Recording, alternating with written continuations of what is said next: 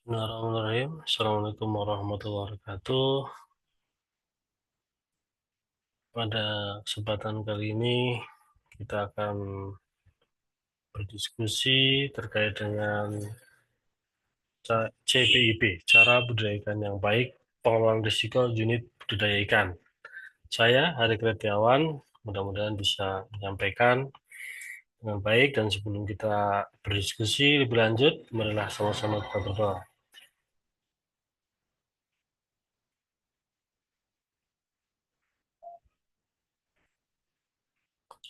Alhamdulillah.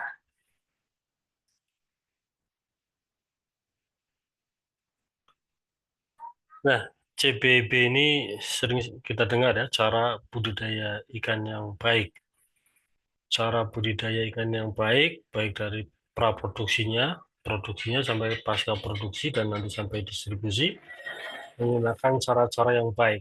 Sehingga nantinya produknya tidak hanya sekedar halal, namun toyib. Nah, ini yang menjadi tanggung jawab kita bersama untuk menyediakan produk-produk yang toyib, nah, selain halal ya. Nah, CBB ini definisinya adalah cara memelihara dan atau membesarkan ikan, serta memanen hasilnya dalam lingkungan yang terkontrol, sehingga memberikan jaminan mutu dan keamanan pangan. Dengan memperhatikan sanitasi, benihnya, pakannya, obatnya, bahan kimia dan bahan biologis yang digunakan, serta memenuhi persyaratan kesehatan dan kesejahteraan ikan, tanggung jawab terhadap lingkungan, dan sosial ekonomi. Jadi poin utamanya adalah memberikan jaminan mutu dan keamanan pangan. Ya, serangkaian cara-cara bagaimana cara memelihara, cara membesarkan, cara memanenkan, ya, cara memanen, sehingga melingkupi seluruh siklus produksi, baik praproduksinya sebelum dilaksanakan produksi, kemudian saat dilaksanakan produksi maupun pasca produksinya.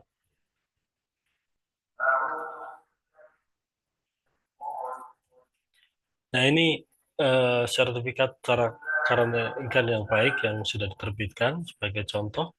Dan mengapa menjadi perlu CBB ini? Ini tentunya dengan tuntutan pasar global, persaingan ikan budidaya di pasar dunia ya, yang kita tahu bahwa pembeli adalah raja. Nah, mereka mengharapkan adanya bebas bahaya fisik, bebas bahaya biologi, dan bebas bahaya kimia.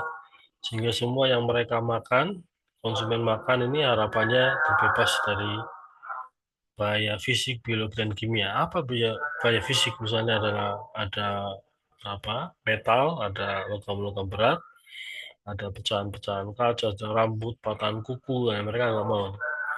Bebas bahaya biologi, ada bakteri, kemudian virus, parasit, biotoksin, baik untuk manusia atau hewan, ini juga harapannya terbebas. Selain itu, dari bahan kimia, limbah, pestisida, antibiotik, dan zat warna. Ini yang bagaimana kita memberikan jaminan agar ini bisa masuk ke pasar global, karena ini yang dibutuhkan oleh pasar global. Nah, dasar pembentukan standar perizinan berusaha sektor kelautan dan perikanan ini didasari dari PP nomor 5 tahun 2021 tentang penyelenggaraan perizinan berusaha berbasis risiko, di mana diamanatkan pasal 6 ayat 7 standar kegiatan usaha dan atau standar produk pada masing-masing sektor diatur dengan peraturan menteri atau kepala lembaga. Nah, dengan ini maka Kementerian Kelautan Perikanan menetapkan Permen KP nomor 10 tahun 2021 tentang standar kegiatan usaha dan produk pada penyelenggaraan perizinan berusaha berbasis risiko sektor kelautan dan perikanan. Kemudian perizinan berusaha berbasis risiko sektor KP ini meliputi pengaturan apa saja? Yang pertama ada kode KBLI. Apa ini? Ya, kode buku eh, terkait dengan usaha-usaha ya. Jadi klasifikasi buku lapangan usaha Indonesia ya. Jadi kode-kode terkait dengan lapangan usaha yang ada di Indonesia terkait dengan sektor kelautan perikanan. Kemudian ada persyaratan kewajiban perizinan berusaha berbasis risiko, syaratnya apa saja dan kewajibannya apa saja. Kemudian pedoman perizinan, kemudian standar kegiatan usaha dan atau standar produk. Nah, ini yang disebut sebagai KBLI. Ini bisa kita cek nanti di KBLI-nya yang sekarang sudah diterbitkan. Ini ada untuk perikanan budaya KBLI 3 digitnya 032 ya, 032. Nah, golongan ini dibagi menjadi 7 subgolongan. Ada budidaya ikan laut, air tawar, air payo, dan seterusnya, ada 7 golongan.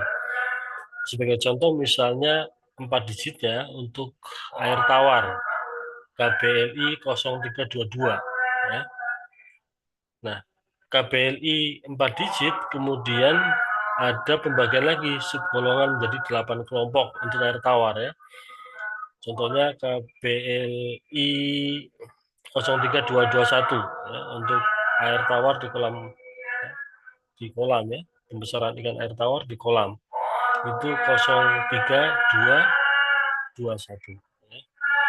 Kemudian kalau budidaya pembesaran ikan tawar di karamba jaring talcap, misalnya KBLI 03227. Nah, kode-kode ini menjadi sangat penting ketika nanti kita mendaftarkan di OSS ya. Ini menjadi kriteria nanti ketika ada kesalahan pengkodean juga nanti akan dikembalikan. Jadi, pemilihan kode itu harus sesuai.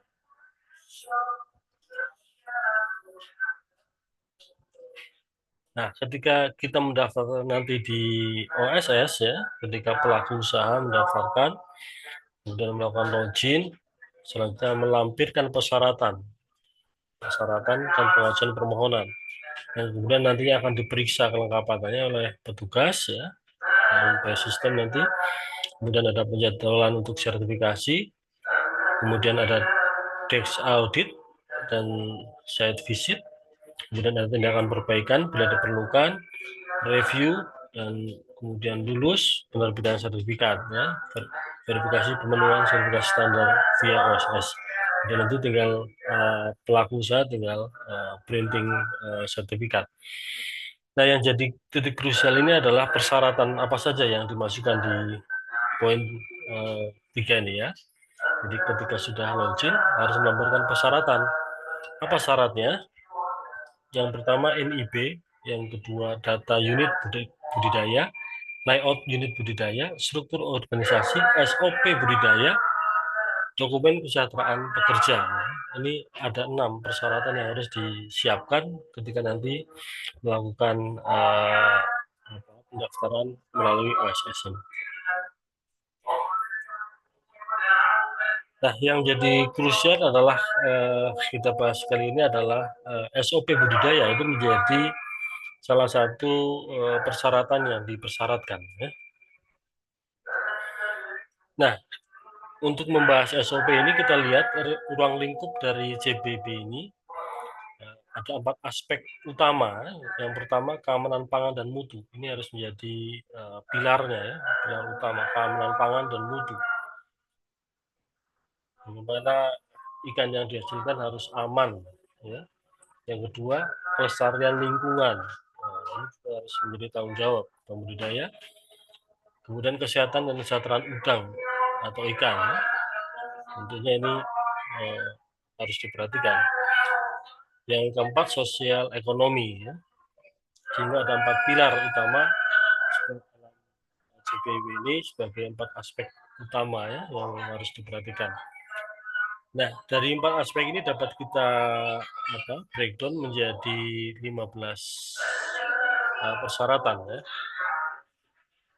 4 persyaratan ini diawali dari lokasi, desain dan tata letak, peralatan, wadah, benihnya, pakan, obat ikan, bahan kimia dan bahan biologi, kebersihan lokasi dan fasilitas, pengelolaan kesehatan, air pemeliharaannya, pengelolaan limbahnya, pengelolaan lingkungannya, panen dan pasca panen, pekerja, kompensasi personil. Ya.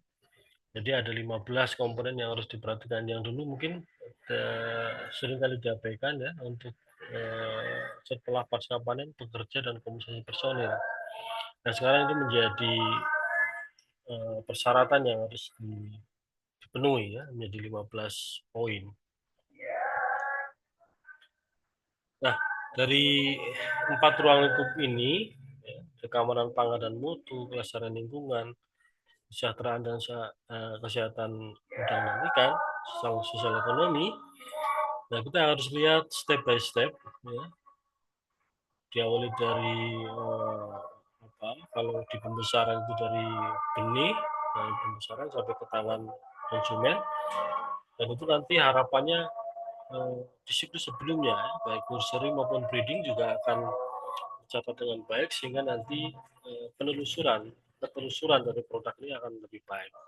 Ini yang kemudian dituntut oleh dunia global juga bahwa traceability juga harus diperhatikan. Nah, dengan menerapkan CBB ini menjadi satu bagian penting dalam traceability. Nah, sebagai sebuah dokumen CBB ini paling tidak ada 4 level ya. Di mana level 1 panduan mutu, itu bisa di visi misi kebijakan mutu, filosofi organisasi ini sebagai level satunya. Kemudian level 2 ini prosedurnya 5W1H ya. Ini udah prosedur harus 5W1H. Siapa melakukan apa, mengapa, bagaimana, dan lain-lain. Level 3-nya instruksi kerja ya. Jika prosedurnya belum jelas harus dibuatkan instruksi kerjanya. Namun kalau sudah jelas bisa langsung ke level 4 formulir. Formulir adalah catatan hasil pekerjaan, dokumen pendukung, misalnya pemberian pakan, campurannya, atau hasil uji kesehatan benih ya. Semua hasil catatan ini dituangkan dalam formulir-formulir ini. Nah, persyaratan yang wajib dimiliki untuk SOP CBB ini ada 9 ya, paling tidak. Ya, persiapan wadah, pemilihan benih, penebaran benih, pengelolaan kesehatan ikan, pengolahan pakannya, pengolahan kualitas airnya, perbaikan kualitas lingkungan media, pemberian bahan kimia, obat ikan, dan bahan biologi. Yang ke-9, panen dan pasca panen. Nah, bagaimana untuk menyusun ini? Tentunya kita kumpulkan dulu nih ya, referensinya, karena bisa jadi write what you do atau what you write. Write what you do atau do what you write. Jadi tuliskan apa yang kamu kerjakan atau kerjakan apa yang kamu tuliskan. Jadi, prinsipnya seperti itu dan tentunya harus didasari dari acuan-acuan yang menjadi aturan ya. Nah, sehingga pertama adalah untuk menyusun kita kumpulkan referensi SNI CPB-nya atau SNI lain yang terkait, kemudian aturan-aturan misalnya terkait dengan pengelolaan air limbah dan aturan lainnya, persyaratan pembeli, juknis-juknis atau pengalaman atau penelitian-penelitian. Yang berikutnya, setelah kita menyusun, kita dicoba ini. Kita dicoba pembagian tugas masing-masing divisi atau personil, berdasarkan tugas divisi atau person ya, berdasarkan keunggulan masing-masing sesuai kebutuhan unit budidaya, pengawasan dan evaluasi berkala ini juga penting. Nah, setelah ini diuji coba, kemudian pembagian tugas, kemudian kita awasi. Ini paling tidak struktur bagaimana kita menyusun sebuah SOP.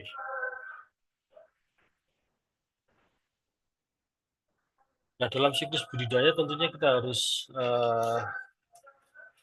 mendetailkan alur, semakin detail semakin bagus ya. Jadi detail langkah-langkah demi langkah dari kegiatan yang kita lakukan dalam kegiatan usaha kita detailkan sehingga kita butuh SOP apa. Nah, dari prosedur yang kita lakukan, misalnya kita persiapan wadah, kemudian dikelola airnya, kemudian melakukan penebaran benih, pemeliharaan, di mana dalamnya ada pemberian pakan dan pengelolaan kesehatan ikan, kemudian dipanen, kemudian bagaimana menangani hasilnya, dan bagaimana kemudian melakukan pengiriman. Nah, kalau misalnya seperti ini, kita memiliki paling tidak ada 7 SOP yang harus kita buat. Ya, sehingga ada SOP persiapan wadah, nomor 1, SOP 2, pengelolaan air, dan seterusnya. Nah, biasanya untuk mempermudah melakukan penyusunan SOP ini biasanya kita buat matrik cross reference atau daftar kendali, ya, di mana kita buat seluruh alur kita tuliskan, ya. Ini kolom pertama alur proses produksi kita tuliskan, kemudian nama prosesnya atau role groupnya seperti apa, nah, kemudian diperlukan SOP atau tidak, kemudian formulirnya kira-kira dibutuhkan atau tidak. Kemudian nomor 5-nya, kolom 5-nya dokumen pendukung yang melengkapi proses ini, kemudian siapa penanggung jawabnya. Contoh misalnya kita persiapan wadah budidaya dengan proses pembersihan dan pengapuran kolam, pengelolaan kualitas air awal. Ini perlu nggak SOP? Perlu, SOP persiapan kolam. Nah, dengan adanya SOP persiapan kolam ini dicatat di mana? Nah, kita buatkan formulir checklist pembersihan kolam dan laporan pengapuran. Nah, dokumen pendukungnya SNCPIP air tawar dan laporan uji kualitas airnya. Ya. Nah, siapa penanggung jawabnya? Nah, bisa jadi nanti kita punya person misalnya teknisi budidayanya. Ya. Nah, ini kita coba rinci semua, pembelian benih. Misalnya pembelian benih, seleksi benih sehat bersertifikat CPIB. Nah, ini ruang lingkupnya nih, harus dari yang sehat dan bersertifikat CPIB. Kita harus punya SOP pembelian benih. Kemudian formulirnya kita buatkan laporan uji kesehatan benih, ya, atau nota pembelian benih. Dan seterusnya penebalan benih. Nah, misalnya ini yang agak krusial, pengelolaan pakan misalnya ya. Pemberian pakan sesuai ICR, pengaturan dosis dan frekuensi. Dan di sini juga harus pakan-pakan yang terdaftar.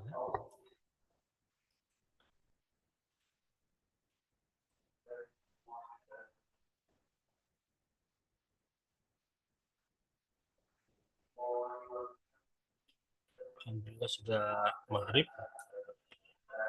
Dan ini contoh SOP yang bisa kita buat. Jadi harus detail ya. Ada identitasnya, ada nomornya, berlaku efeknya kapan, edisi revisi, edisinya kapan, diversi ke berapa, halamannya ini halaman 1 sampai 2 misalnya, ada berapa halaman, dibuat oleh siapa, diperiksa oleh siapa, diserahkan oleh siapa. Jadi nanti ini terkendali. Jadi nanti kalau misalnya ada revisi atau apa, nah ini langsung dirubah di sini, ketahuan. Ini edisi terbaru atau yang lama ya, sehingga semua SOP ini bisa dikendalikan. Jadi contoh form ya, jadi form yang bisa digunakan atau menggunakan form seperti ini untuk melakukan catatan di setiap kolam karena ini juga penting untuk traceability. Nah, pakan ini ada ketentuan khusus terkait pakan harus yang terdaftar. Ini ada website KKP yang bisa menjadi acuan pakan apa saja yang terdaftar ya. Nah, di dalamnya ada perusahaannya apa, registrasinya, nomor registrasinya, peruntukannya apa, merek pakannya apa, jenis pakannya apa, tanggal sertifikatnya, tanggal kadaluarsanya, dan pengelompokannya untuk ikan apa. Ini ada bisa di-download di kkp.go.id ya. Kemudian obat ikan juga sama, ada daftarnya. Jadi obat-obat ikan yang sudah terdaftar termasuk di dalamnya adalah probiotik ya. Jadi kita harus pastikan ya obat-obatan yang kita gunakan harus obat-obatan yang sudah terdaftar. Demikian yang bisa saya sampaikan.